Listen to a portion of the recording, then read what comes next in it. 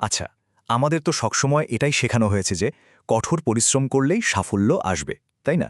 কিন্তু যদি ব্যাপারটা এমন হয় যে আমাদের বাস্তবতা আসলে আমাদের খাটুনি দিয়ে তৈরি হয় না, বরং এক অদৃশ্য কোড দিয়ে তৈরি হয়, চলুন আজ এই অদ্ভুত আর শক্তিশালী ধারণাটার ভেতরে ঢোকা যায়। দেখুন, এই কথাটা কিন্তু পুরো খেলার নিয়মটাই বদলে দেয়। এর মানে হলো আমরা কি চাইছি তার থেকে অনেক বেশি জরুরি হলো আমরা নিজেদেরকে কি ভাবছি বা আমরা আসলে কে।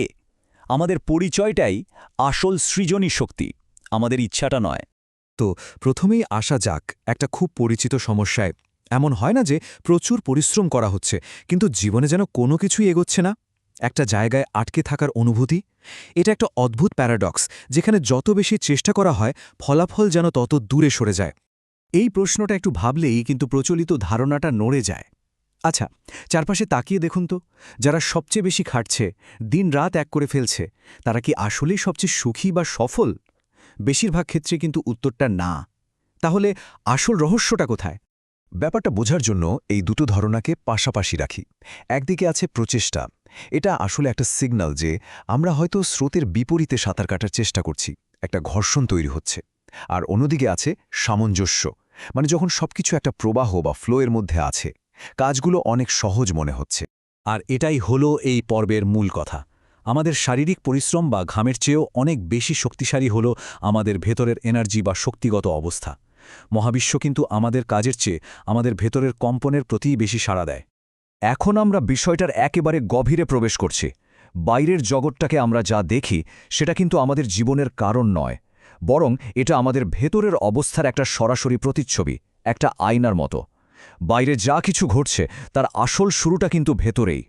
এখানে ফ্রিকোয়েন্সি শব্দটা খুব জরুরি। এটা কি? এটা হলো সেই অদৃশ্য এনার্জেটিক সিগন্যাল যা আমরা প্রতি মুহূর্তে মহাবিশ্বের কাছে পাঠাচ্ছি। এটাই আমাদের পরিচয়ের কম্পন, যা আমাদের জীবনের একটা ব্লুপ্রিন্ট তৈরি করে দেয়। ওয়াহ, কি অসাধারণ একটা উপমা!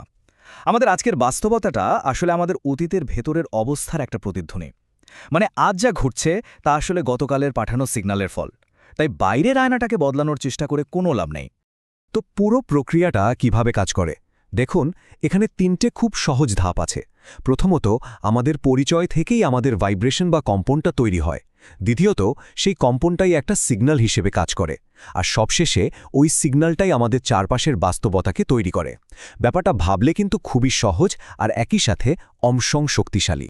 এই কথাটা আমাদের পুরো দৃষ্টিভঙ্গিটাই বদলে দিতে পারে। আমরা সাধারণত ভাবি যে আমরা এই বিশাল জগতের একটা ছোট্ট অংশ, কিন্তু সত্যিটা হলো পুরো জগৎটাই আসলে আমাদের চেতনার ভেতরে আছে। আমরা শুধু দর্শক নই, আমরা এই সৃষ্টা। আচ্ছা, এতক্ষণ তো তত্ত্ব নিয়ে কথা হলো। এবার দেখা যাক এই জ্ঞানটাকে বাস্তবে কিভাবে কাজে লাগানো যায়। কিভাবে খাস্তার ওই অভাবের অনুভূতি থেকে বেরিয়ে এসে একজন সৃষ্টিকর্তা হওয়া যায়। এখানে দুটো শক্তির মধ্যে পার্থক্যটা দেখুন। যখন আমরা কিছু একটা চাই, তখন আমরা আসলে মহাবিশ্বকে এটাই বলি যে আমার কাছে এটা নেই। এই অভাবের ফ্রিকোয়েন্সিটাই আমাদের চাওয়া জিনিসটাকে দূরে ঠেলে দেয়। কিন্তু যখন আমরা এমনভাবে বাঁচি যেন ওটা ইতিমধ্যেই আছে, তখন আমরা পূর্ণতার ফ্রিকোয়েন্সিতে থাকি, যা অনায়াসেই ফলাফলটাকে আকর্ষণ করে নিয়ে আসে। তাহলে পথটা কি? খুব সহজ। প্রথমত, কোনো কিছুর পেছনে ধাওয়া করা বন্ধ করতে হবে। দ্বিতীয়ত, স্থির করতে হবে যে নতুন কোনো পরিচয় পৌঁছাতে চাই।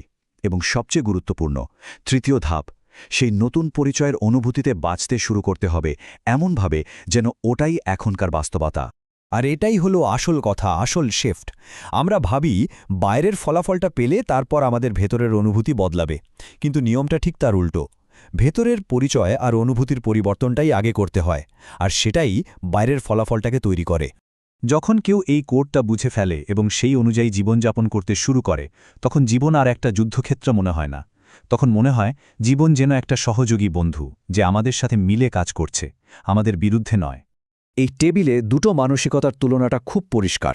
একদিকে আছে প্রতিক্রিয়াকারী, যে সবসময় পরিস্থিতির দাস, সে বাইরের কোনো প্রমাণের জন্য অপেক্ষা করে।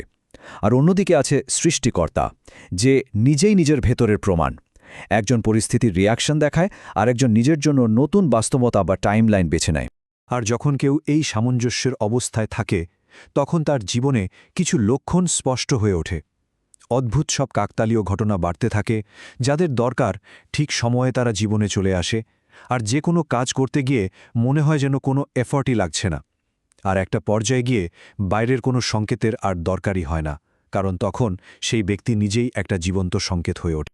এই অসাধারণ উক্তিটা দিয়ে পুরো বিষয়টা সংক্ষেপে বলে দেওয়া যায়, যখনই আমরা কোনো কিছুর পেছনে ছোটা বন্ধ করে দিই আর আকর্ষণের নীতিতে বিশ্বাস রাখি, তখন যা চাই সেটাই যেন আমাদের দিকে আসতে শুরু করে। তাহলে এই পুরো আলোচনা শেষে একটা গভীর প্রশ্ন রেখে যাই, একবার নিজের দিকে তাকিয়ে ভাবার মতো বিষয়। আমাদের ভেতরের ঠিক কোন সত্তাটা, কোন পরিচয়টা আমাদের আজকের এই বাস্তবতাকে অনিবার্য করে তুলেছে? কারণ ওই উত্তরটার মধ্যেই কিন্তু লুকিয়ে আছে সবকিছু নতুন করে লেখার চাবিকাঠি।